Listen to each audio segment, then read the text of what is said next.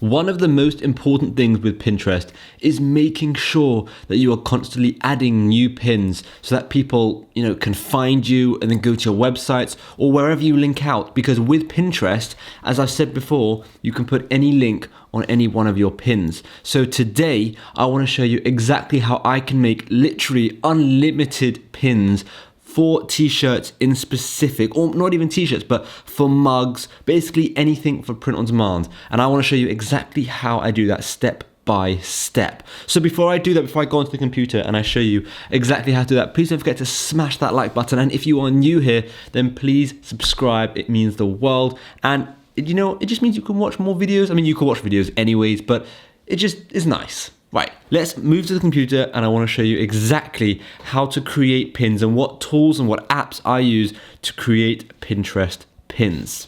So firstly, I have two pretty new Pinterest accounts. As you can see, they are very new. This is my personal branding account, and this is going to be sending stuff to my blog, to my website, all that kind of stuff. And then I have an account which is pretty much brand new for the Pug Scene, which is my print on demand main brand, right? You can see here, just a couple of t-shirts.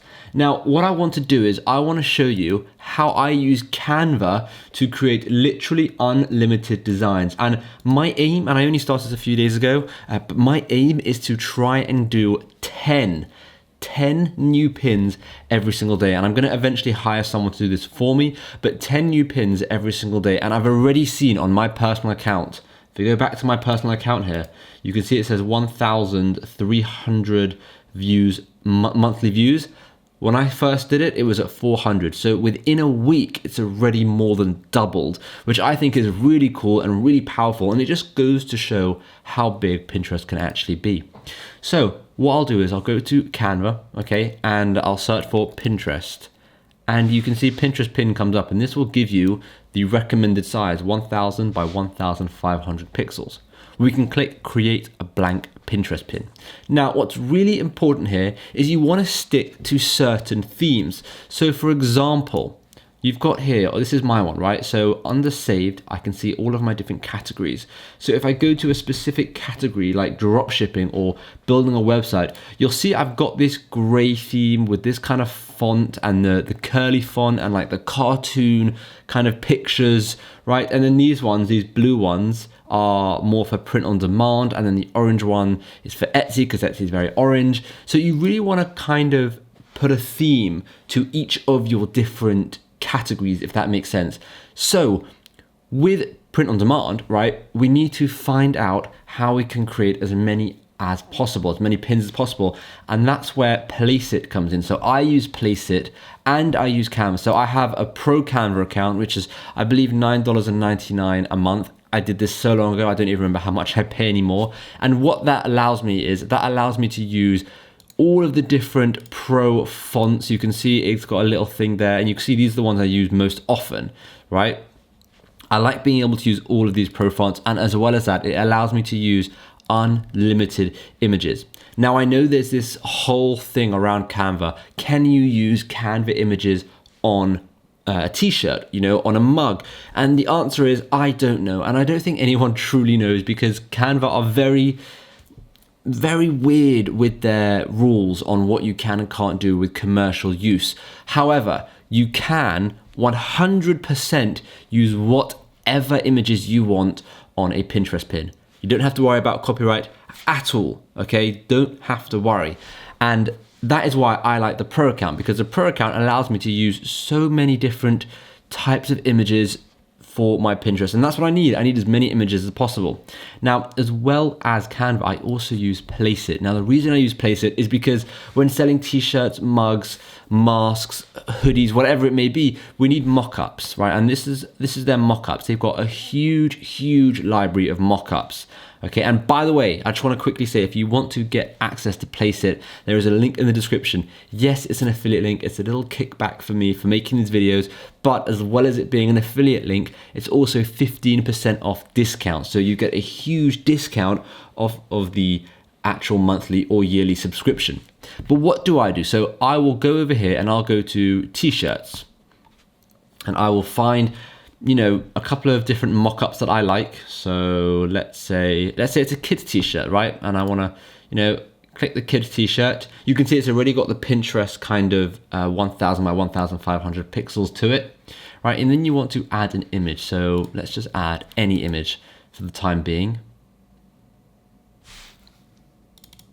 I'm gonna add this image. This was the latest thing that I did. This was the latest post I did on my YouTube channel. So if anyone doesn't know what this is, I'm doing a comparison of all different t-shirts from all different companies, and I'm just waiting on one more company.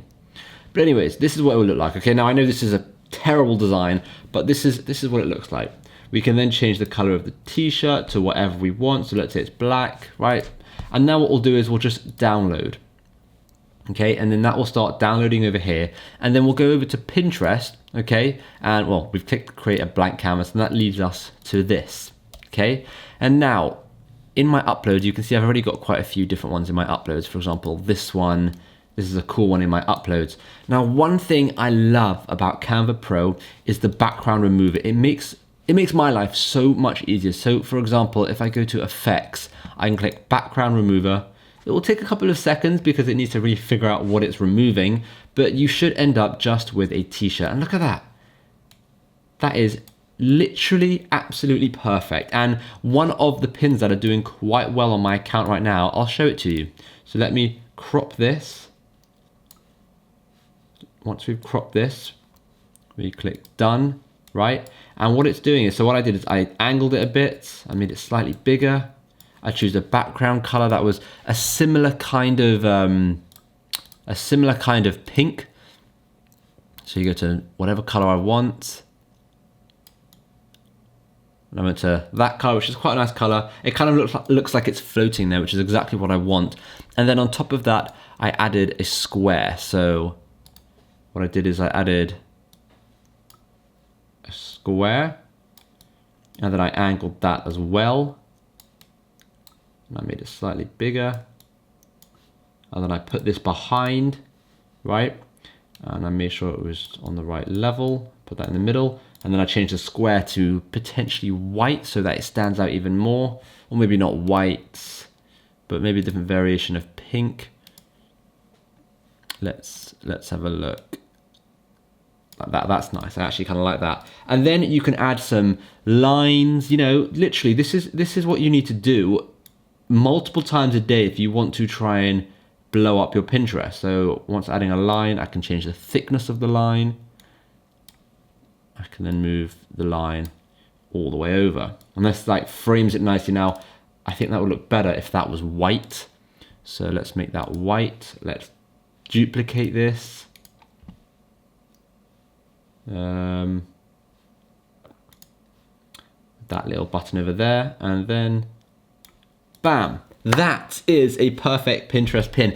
Now what you can do is you can publish this directly to Pinterest.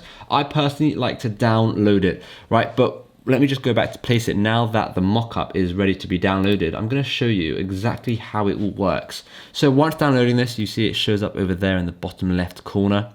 Now going back to Pinterest, let's create a new one.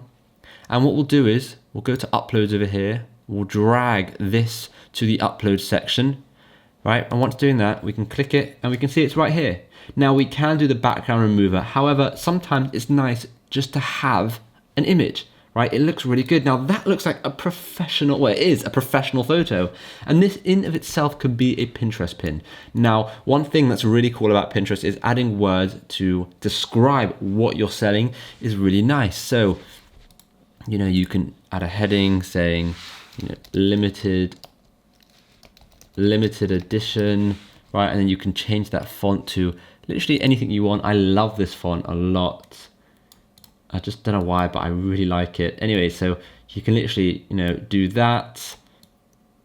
And then we can add another heading that says limited edition. Let's just say this was a dinosaur hoodie, right? I mean, it's not, but let's just say it was. Right, and then we can change that font to something like this. I mean, let's get rid of the capital. Just get that spelling right, obviously.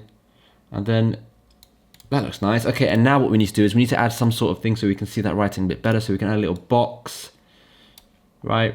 We can stretch this box out. That looks cool. I mean, I don't know about you, but I think that's super cool. And then you can download this. And this is literally what I did to be able to make 10, 20, 30 different pins in about half an hour and quickly just, you know, banging out different pins, trying to make as many as I possibly can, depending on the niche, depending on the category, I'll follow certain themes. And that is why I'm using Placeit and I'm using Canva. And I used to use them, you know, a couple of times a week, but now I'm literally using these two programs every single day for a solid half an hour and uploading them to Pinterest.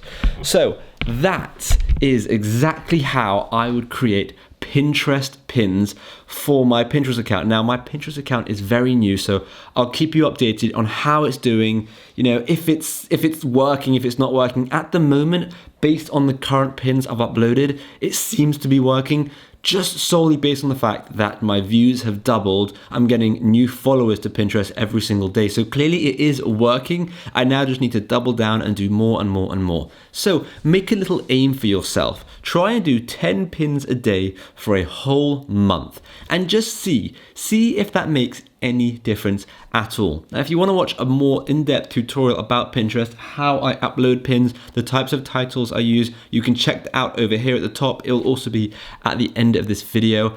But other than that, I think that's a good place to end it, right? Just give yourself that task to try and do that with Pinterest and see what happens.